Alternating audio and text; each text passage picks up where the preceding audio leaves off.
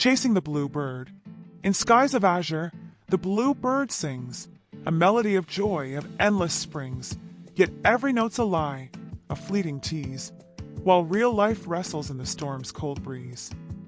The world insists that happiness is gold, a constant, gleaming tale that must be told, but as we chase that bird through winds of strife, we stumble over shadows of our life.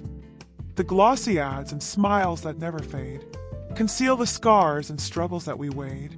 For every chirp and tweet, a cruel disguise, a fleeting echo in the darkened skies. So here's to life in all its gritty truth, to days of joy, but also days of ruth. Forget the bluebird's song and its sweet lies. Embrace the mess, the tears, the real raw skies. Chasing the blue bird of happiness? More like slipping through puddles, fumbling in the rain, and somehow spotting a rainbow when you least expect it.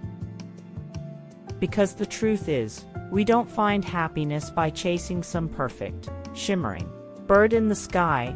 We find it in the mess, the chaos, and the moments that feel unscripted. Sometimes the magic isn't in the chase at all, but in realizing that the rain itself has something to teach us.